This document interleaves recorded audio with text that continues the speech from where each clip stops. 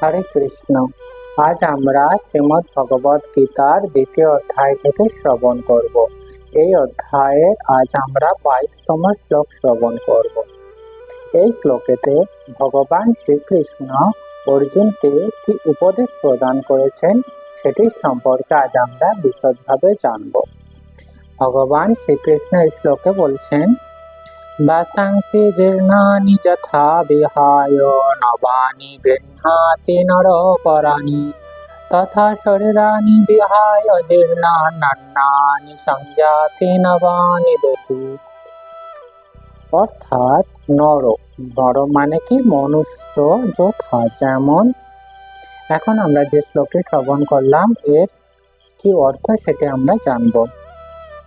মানুষ যেমন জীর্ণ বস্ত্র পরিত্যাগ করিয়া অপর নববস্ত্র গ্রহণ করে, সেই রূপ দেহি জীবাত্মা জীর্ণ দেহ পরিত্যাগ করিয়া পুনরায় নতুন একটি শরীর ধারণ করিয়া থাকে।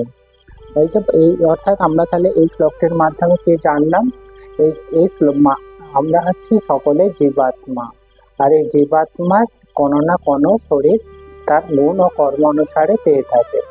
আর একটা সময় আসে, যেহেতু এই জীবাত্মা হচ্ছে নিত্য কিন্তু এই জড়দেহ হচ্ছে অনিত্য, সময়ের সাপেক্ষে এই জড়দেহ হচ্ছে ক্ষয়শীল। একটা সময় আসে এই জড়দেহ অকেজ হয়ে পড়ে, জরাজীর্ণ হয়ে পড়ে, সে তখন কি হয়, তখন আত্মা এই জড়দেহ পরিত্যাগ করে অন্য দেহে স্থানান্তরিত হয়ে যায়, যেরকম গুণ ও কর্ম সে করে থাকে। ঠিক তেমনই স্থানান্তরিতকে কিভাবে তুলনা করা হয়েছে, জীর্ণ বস্ত্রের ন্যায়।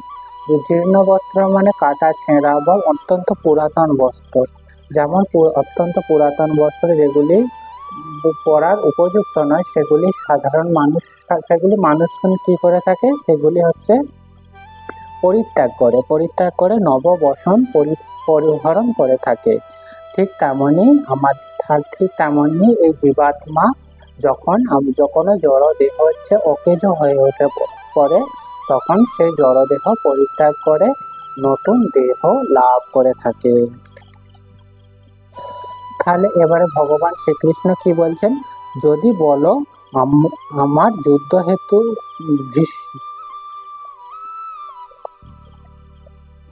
তো অর্জুন ভগবান শ্রীকৃষ্ণকে বলছেন, যদি বলো আমার যুদ্ধ হেতু ভীষ্ম নামক যে শরীর তাহাকে জীবাত্মা নিশ্চয় ত্যাগ করিবেন, এই হেতু তুমি ও আমিও তার কারণ হইব।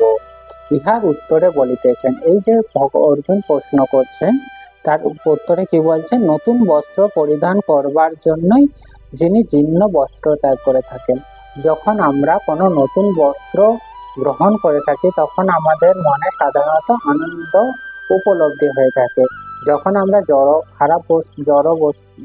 জরাজীর্ণ পোশাক পরিত্যাগ করে থাকি তখন কি আমাদের কোনো দুঃখ আসে না। ঠিক তেমনি আমাদেরও এই জড়দেহ যে পরিবর্তন, এই পরিবর্তনে আমাদের কখনোই দুঃখ বা শোক করা উচিত নয়।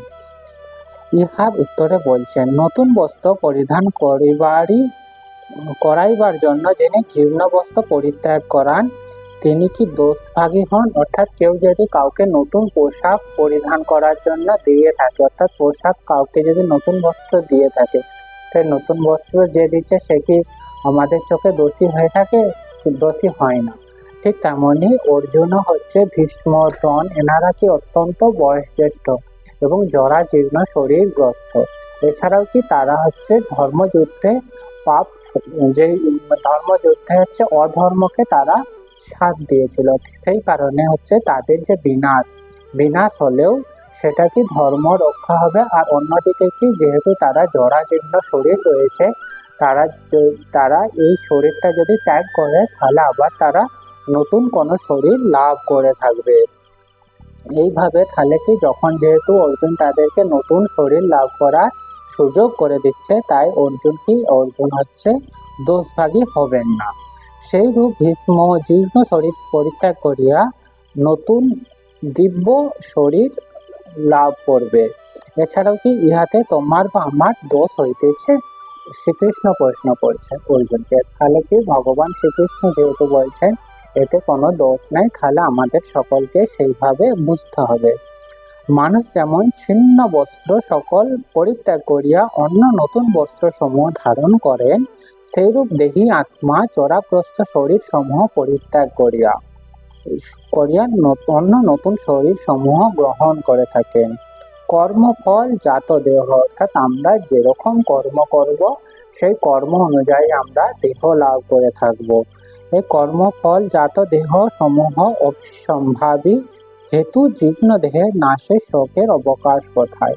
যেহেতু জরাজীর্ণ শরীর নাশ হবে, আর এই জরাজীর্ণ শরীর নাশের পর পুনরায় অত্যন্ত দিব্য সুন্দর শরীর লাভ করার উপযুক্ত যেহেতু তারা, তাই তাদের এই জীর্ণ দেহ নাশের কোনো শোক করা অর্জুনের উচিত নয়। এখানে এই শ্লোকের বিশ্রাম। এখন আমরা শ্রীমদ্ ভগবদ গীতার মাহাত্ম্য শ্রবণ করব।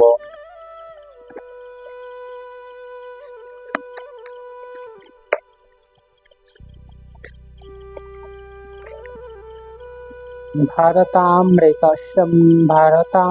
সর্বসাং বিষ্ণুবক্রাৎ বিনিশ্রিতাম গীতা গঙ্গোদকম পিতা পুনর্জন্ম ন বিদ্যতে। এই যে শ্লোকটি আমরা শ্রবণ করলাম, এর অর্থ হচ্ছে গঙ্গা জল পান করলে অবধারিতভাবে মুক্তি পাওয়া যায়। আর যিনি ভগবদ গীতার পূর্ণ পীয়ূষ পান করেছেন, তার কথা আর কি বলবার আছে। ভগবদ গীতা হচ্ছে মহাভারতের অমৃত রস, যা আদি বিষ্ণু ভগবান শ্রীকৃষ্ণ নিজেই বলে গেছেন। ভগবদ গীতা পরম পুরুষোত্তম ভগবান শ্রীকৃষ্ণের মুখ নিঃসৃত, আর গঙ্গা ভগবানের চরণ পদ্ম থেকে উদ্ভূত বলে উল্লেখ করা হয়ে থাকে। ভগবানের মুখ ও পায়ের মধ্যে কোনো পার্থক্য নেই। তবে আমাদের এটি বুঝতে অসুবিধা হয় না যে ভগবদ গীতার গুরুত্ব গঙ্গা জলের চেয়েও অত্যন্ত বেশি। হরে কৃষ্ণ, হরি বল। হরে